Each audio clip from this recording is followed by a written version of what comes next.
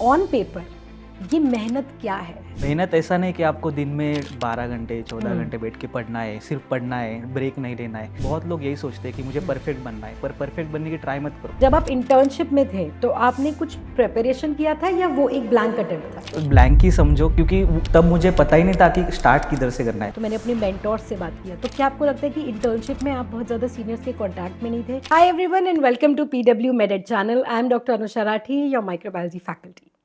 आज मेरे साथ एक बहुत स्पेशल गेस्ट है विद एन अमेजिंग स्टोरी। आप सबने सुनी होंगी रैग्स टू रिचेस वाली स्टोरी, 2 रुपए लेके शहर में आए, इतना बड़ा एम्पायर बनाया। आज के जो मेरे गेस्ट हैं उनकी ऐसी ही एक स्टोरी है which is extremely inspiring. I have with me Tejas. Tejas, welcome to the podcast. It is my pleasure to meet you. So Tejas की स्टोरी ये है कि first attempt of his NEET PG जो इंटर्नशिप के साथ था, हिज रैंक वॉज 94,000 एंड वहाँ से ही started his journey and within 1 year in the very next attempt उन्होंने लाई है rank 354। First of all Tejas, huge congratulations are in order, that's an amazing rank. मैं सब्जेक्ट आपसे पूछूंगी नहीं क्योंकि हर कुछ चीज़ आपको मिल जाएगी। सो वैसे जस्ट फॉर अ व्यूअर्स आप एक बार बता दो कि आप कौन सा ब्रांच चूज़ करने वाले हैं। पहले तो thank you ma'am for having me here. या मैं अभी मेडिसिन ही लेने की सोच रहा हूँ, हाँ, तो वही मेडिसिन ही रहेगा, पहले से ही जनरल था। मेडिसिन। तो आप थोड़ा सा डायग्नोस्टिक हाँ, डायग्नोस्टिक की तरफ acumen। हाँ, हैंड्स ऑन, मतलब ब्लड इतना पसंद नहीं है, तो इसलिए मेडिसिन की तरफ ही जाऊँ। कुछ लोगों का थ्रिल वो होता है, कुछ लोगों का हाँ। थ्रिल वो होता है। Great, amazing to know that. So Tejas, एक तो I am feeling very inspired sitting here with you and listening to your story, because not every day such things happen. जब मैं भी प्रिपेयर करी थी नीट पीजी के लिए, तब ड्यूरिंग माई इंटर्नशिप हम बहुत ज़्यादा प्रिपेयर नहीं कर पाते हैं because there is a lot of duties, pressure and everything, और वो भी ज़रूरी है बिकॉज आपको सीखना पड़ेगा clinical skill, dealing with your seniors, आप एक नूब की तरह नहीं रह जाओ। तो internship is a very important I think part of medical doctors journey. तब मेरे सीनियर्स भी ये बोलते थे कि you know assess yourself, कि आपका अभी कैसा आपने परफॉर्म किया, व्हाट इज़ योर कैलिबर, कितनी मेहनत कर सकते हो, क्योंकि नेक्स्ट अटेम्प्ट में भी आप कितना ही कर लोगे। So a lot of my seniors were of the opinion कि अगर अभी तुम्हारी इतनी रैंक है, नेक्स्ट टाइम, और इस रैंक पे तुमको प्रॉब्ली थर्ड काउंसलिंग में या मॉपअप काउंसलिंग में XYZ सब्जेक्ट मिल रहा है, नेक्स्ट टाइम पे बेटर रैंक में फर्स्ट काउंसलिंग में सेम सब्जेक्ट उठा लोगे। ऐसा मेरे सीनियर्स मुझे बोलते थे। बट आपने वो गैप फिल कर दिया, ख़त्म कर दिया, बहुत छोटा कर दिया। So how did you think, जब आपका रिजल्ट आया फर्स्ट अटेम्प्ट वाला, तब आपका किसी सीनियर ने बोला, yeah how did you take that decision कि नहीं मुझको ट्राई करना है एंड आई विल। टारगेट क्या था, कितना बढ़ाना था रैंक, किस टारगेट से चले थे? तो मैम, जैसे कि आपने बोला कि सीनियर्स आपको भी बोले कि कितना ही इम्प्रूव कर पाओगे, तो सेम सिचुएशन मतलब मैंने भी कोरिलेट किया कि 94,000 से मैं कितना ही ऊपर जाऊंगा, 30,000 20,000। तब मैंने ऐसा सोचा नहीं था कि मुझे अंडर 1000 अंडर 2000 रैंक लाना है। बस मुझे ये था कि करना है, कि जो इंटर्नशिप का अटेम्प्ट था तो सबको ड्यूटीज़ वगैरह रहती है, तो हम सब मतलब 100% नहीं दे पाते, तो एफर्ट्स वगैरह तो चाहिए रहते। जब रैंक आई तब पता चला कि कंपटीशन कितना हाई, बहुत सारे लोग महीनों से पढ़ते आ रहे, मतलब बहुत सारे लोग उनके प्रोफ ईयर्स में भी अच्छे पढ़ते। तो मैंने तो इतना एफर्ट नहीं डाला था, तो मैंने यही सोचा कि एक बार एटलीस्ट ट्राई करते, कि एटलीस्ट मैं 100% अगर दूंगा तो रिजल्ट की टेंशन नहीं लेना, बस आपको देखना है कि अगर आप एफर्ट डालते हो तो रैंक क्या आती। और यही सोचा था जब स्टार्ट करने से पहले कि अगर जो भी रैंक आए एफर्ट डाल के, बस बाद में रिग्रेट नहीं रहना चाहिए कि उस वक्त मैंने ट्राई नहीं किया था। तो मतलब कोई रैंक लेके आप नहीं चले थे? नहीं, कोई नंबर नहीं था दिमाग में, बस ये पता था कि मेहनत करनी है। एक बार मेहनत करेंगे, उसके बाद में जब रिजल्ट आएगा तब बात की बात सोचेंगे। अगर नहीं आया, जो भी रैंक मिली, तो जो ब्रांच मिले वो ले लेंगे और इससे एग्जिट करेंगे, बस यही था। अच्छा, तो अक्सर क्या होता है Tejas, since I interact with the student and I have also been in your shoes, कि ये बहुत बच्चे सोच लेते हैं कि मेहनत करनी है, टेंजिबली ऑन पेपर ये मेहनत क्या है, ये बहुत बच्चे नहीं समझ पाते। हाँ भाई, मेहनत ऐसा नहीं कि आपको दिन में 12 घंटे 14 घंटे बैठ के पढ़ना है, सिर्फ पढ़ना है, ब्रेक नहीं लेना है, ऐसा नहीं है। मेहनत मतलब कि आपको डेली कंसिस्टेंसी के साथ हो गया, डिसिप्लिन के साथ हो गया, आपको डेली बैठना है, पढ़ना है, ऐसा नहीं कि आपको हर मेन नोट्स मतलब कॉन्सेप्ट्स आपके एकदम स्टैंडर्ड बुक से ही चाहिए, ऐसा भी कुछ नहीं। अभी बहुत सारे मतलब मिड के रिवीजन वीडियोस भी है, तो उसमें भी आपको कंसाइज वगैरह सब कुछ मिलता ही है। तो आप उससे चालू करो, कि ऐसा नहीं कि आपको एकदम परफेक्ट चाहिए 100%। बहुत लोग यही सोचते हैं कि मुझे परफेक्ट बनना है, पर परफेक्ट बनने की ट्राई मत करो। इतना जल्दी ऐसा नहीं होगा कि मैंने आज से अगर पढ़ना चालू किया तो एक एक हफ्ते में, एक महीने में मेरी जीटी में इंप्रूव होना चालू हो जाए, ऐसा कभी नहीं होता। अभी मुझे जीटीज़ में इंप्रूव करने के लिए मिनिमम 6 मंथ्स लगे कि लगे। स्कोर्स अच्छे आने के लिए, क्योंकि ऑब्वियस है कि ह्यूमन ब्रेन है हमारा, ऐसा नहीं कि आज पढ़ लिया और कल याद रहेगा, या फिर एक हफ्ते बाद सब कुछ सब भूल ही जाते हैं हम। तो यही कि आपको कुछ टारगेट्स अभी के लिए नहीं रखना है। स्टार्टिंग में जब मैंने चालू किया तो मैंने ऐसा कुछ टारगेट्स नहीं रखा कि मुझे यही चाहिए ऐसा। उसके उससे क्या होता है कि आपके ऊपर अननेसेसरी प्रेशर नहीं बनता है, ठीक है। आप जितना फ्री रहोगे तो आप उतना फियरलेस रहोगे। अगर आप उसकी टेंशन नहीं लोगे तो आप फियरलेस रहोगे और आप फियरलेसली प्रिपरेशन कर पाओगे। बहुत टाइम आपको बहुत मतलब प्रिपरेशन में लगता है कि आप जो कर रहे हो वो सही जा रहा है कि नहीं, अगर मैं ये पढ़ रहा हूँ, ये स्ट्रैटेजी अप्लाई कर रहा हूँ तो ये काम में आएगी कि नहीं, तो उसको छोड़ दो, आपको सिर्फ करना है। उसके लिए आपको मेंटोर्स वगैरह रहते हैं अवेलेबल, तो वो उस वक्त काम आते कि बेटा तुम ये सही कर रहे हो, ये तुम्हारी प्रिपरेशन अच्छी चल रही है। हाँ। तो उसीलिए मेंटोर्स बहुत अच्छे, मतलब मेरे केस में ऋषभ सर थे कि जिनसे मैंने पूछा था INI के बाद। मेरा रैंक मतलब एक्सपेक्टेशन से थोड़ा लो आया था, तो मैंने उनको पूछा था कि सर इतना मेहनत करके भी मतलब INI में फिर भी मेरा रैंक नहीं आया। तो सर बोले कि ऐसा एग्ज़ाम डे का जो लक रहता है वो कभी कभी नहीं रहता है फेवर में। करेक्ट। तो तुम्हारे पास नीट पीजी है तो तुम उसमें एक्सेल करोगे, बस अभी करते रहो। ऐसा नहीं सोचना है कि अगर मैंने 94,000 में सोचा होता कि यार मेरी रैंक आएगी नहीं तो मैं पढ़ना ही छोड़ दूंगा, तो आज मैं इधर रहता ही नहीं। तो वही उन्होंने भी वही बोला कि करो और नीट पीजी में तुम एक्सेल करोगे ऐसा। Actually this brings me to my question कि जैसे जब इसका मतलब आपने बोला कि इसमें बहुत सारे सवाल आ रहे हैं मेरे दिमाग में, but I will start with the first one कि जब आप इंटर्नशिप में थे तो आपने कुछ प्रिपरेशन किया था या वो एक ब्लैंक अटेम्प्ट था? तो वो ब्लैंक ही समझो, क्योंकि तब मुझे पता ही नहीं था कि स्टार्ट किधर से करना है। बहुत सारे लोगों को यही पता नहीं रहता है कि हम स्टार्ट कहाँ से करें। तो मैंने सिर्फ ऐसे रैंडम कोई भी सब्जेक्ट उठा लेता था without schedule, without MCQ solving, उसको पढ़ता रहता था, क्योंकि मुझे पता ही नहीं था कि नीट पीजी में इतना कॉम्पिटिशन है। उसके पहले कभी एक्सपोजर ही नहीं था इन चीज़ों का। जब मैंने 24 का एग्ज़ाम दिया, उसके बाद में रैंक आया, तो मैंने एक्सपेक्ट किया था रिजल्ट के पहले कि मेरी 30,000 रैंक आनी चाहिए, पर मेरी 90,000 आ गई। तब मुझे पता चला कि ऐसे नहीं होगा। हाँ, बहुत कंपटीशन भी है और आपको बहुत एफर्ट डालने पड़ेंगे।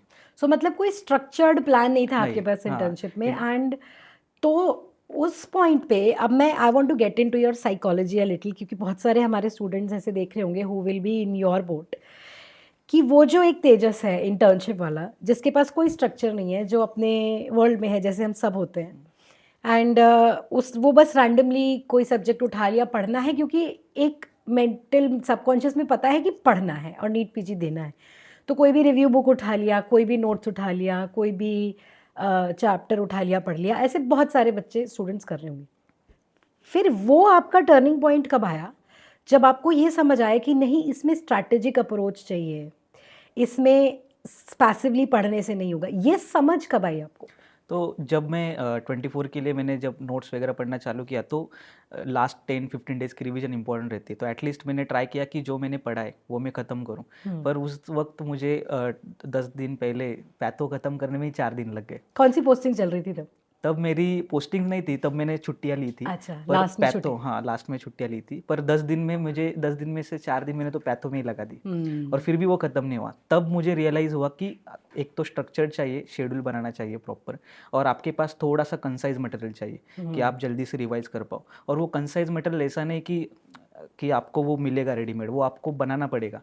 तो वो जब आप सब्सिक्वेंट रिवीजन वगैरह करते हो तो आपको वो कंसाइज करना पड़ता है, तो अपने हिसाब से। अपने हिसाब से। तो तभी मतलब मैंने 24 के बाद ही सोचा था, जब मैंने पढ़ाई चालू की, तो भी मैंने सोचा था कि मैं 26 के लिए पढ़ूंगा, और शेड्यूल वगैरह बना के कि अभी से शेड्यूल बनाऊंगा कि कितने महीने मुझे फर्स्ट रीड को देने, कितने सेकंड रीड को देने, और कैसे मुझे मटेरियल कंसाइज करना है। तो इसमें मैंने ज़्यादा फोकस कर दिया। कभी कभी क्या होता है ना, स्टूडेंट्स को ये समझ आ जाए, जैसे आपको समझ आए कि एग्जाम से 10 दिन पहले मुझे समझ आया कि मेरा अप्रोच गलत था, एंड वो एक स्ट्रक्चर में शुरू करते हैं।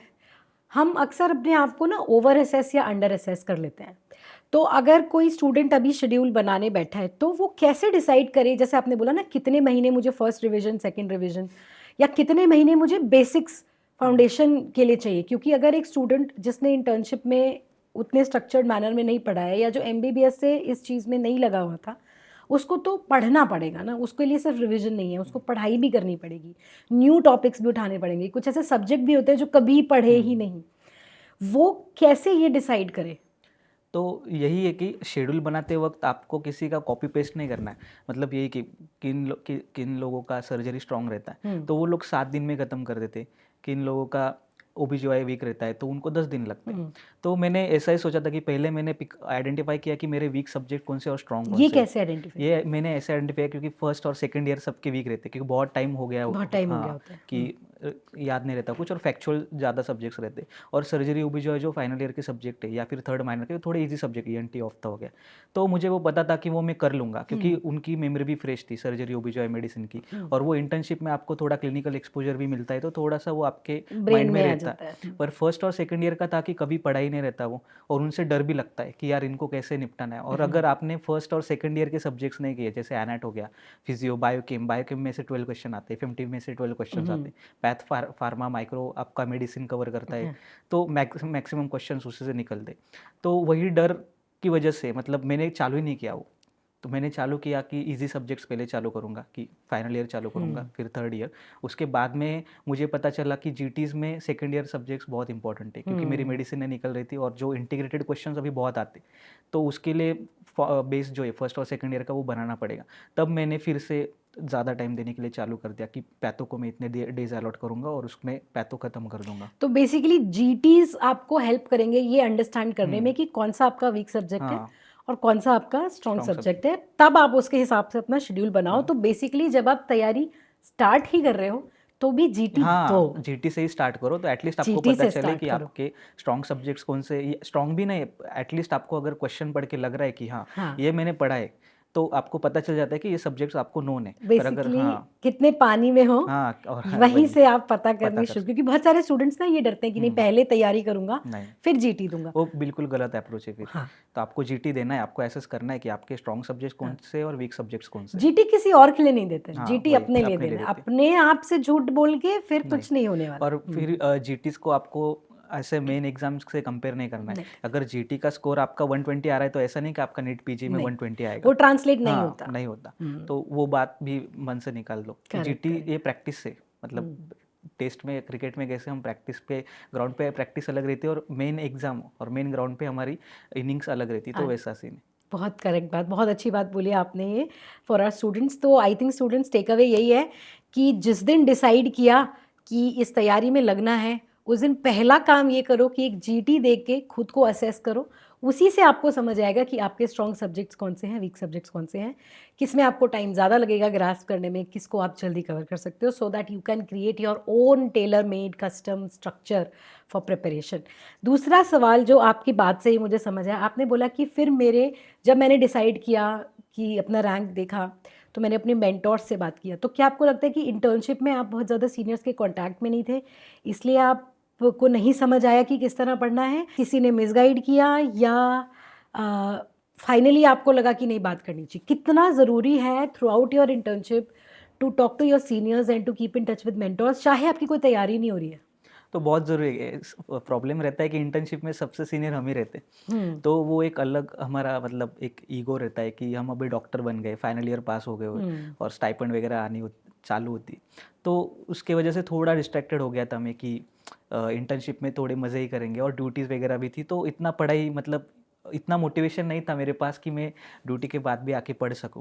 तो अगर उस वक्त मुझे अगर किसी सीनियर ने बोला होता कि तेजस अभी से तू चालू करेगा तो तेरी नीट पीजी निकल जाएगी, इंटर्नशिप के अटेम्प्ट के साथ ही निकल जाएगी, तब मैं शायद से चालू करता। पर उस वक्त मुझे बताने के लिए कोई नहीं था कि कैसे करना है। तो वही जब मैं एंड में पहुंचा तो मुझे पता ही नहीं था कि मुझे स्टार्ट कहाँ से करना है। अगर वो मुझे इंटर्नशिप के पहले पता होता तो एटलीस्ट मैं कुछ मतलब इम्प्रूव करके रैंक मेरी थोड़ी अलग रहती।